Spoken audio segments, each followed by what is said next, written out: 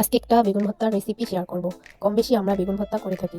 অনেকেই আমরা বেগুনে তেল মেখে চুলায় পুড়িয়ে ভর্তা করে থাকি। ওইরকমভাবে ভর্তা করলে বেগুনে একটা পোড়া পোড়া গন্ধ, গ্যাস, তারপরে কালচে কালচে রং হয়ে যায় বেগুনটা ভর্তা করলে। আর আমি যেই আইটেমে ভর্তাটা করব, এভাবে করলে কোনো পোড়া গন্ধ বা কালচে রঙের হবে না, ভর্তাটা অনেক সুন্দর কালার হবে। এজন্য আমি 2 টুকরো বেগুন ঝোড়া করে কেটে নিয়েছি।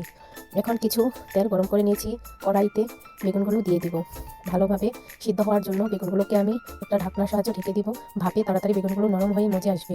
এই তো বেগুনগুলো আমি উল্টিয়ে দেবো, কুচুনের সাহায্যে একটু নেড়ে চেড়ে দেবো। তাহলে বেগুনটা ভাজা উপরে ভিতরে ভালোভাবে হবে। বেগুনগুলো কত সুন্দরভাবে নরম হয়ে বাদামি কালার হয়ে আসছে। এভাবে বেগুনটা ভাজে ভর্তা করলে বেগুনে কোনো পোড়া একটা দাগ বা গন্ধ আসে না। এভাবে বেগুনটাকে ভালো করে নেড়েচেড়ে ভর্তাটা করার জন্য রেডি করতে হবে।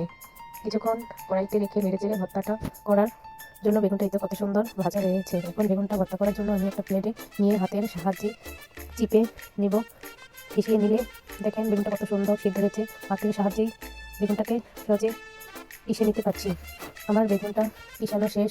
এখন আমি এটাতে কিছু ভাজা পেঁয়াজ, কিছু টালা মরিচ গুঁড়ো করা, কিছু ধনিয়া পাতা, স্বাদ মতো লবণ নিয়ে মেখে নেব। এই তো মেখে নিলাম। এখন বেগুনটা আমি সম্পূর্ণ মিশিয়ে নেব।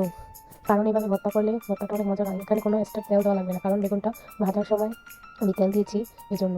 এই তো দেখেন কত সুন্দর ভর্তাটা কালার হয়েছে, ভর্তাটা কত মিনিশ হয়েছে। এভাবে ভর্তা করে একবার খেয়ে দেখবেন। ভর্তায় কোনো পুরো একটা গন্ধ বা কালচে রঙ হবে না, ভর্তাটা লালচে মিষ্টি মিষ্টি। এভাবে ভর্তাটা করে একবার খেয়ে দেখবেন। ভালো লাগলে লাইক কমেন্ট শেয়ার করবেন।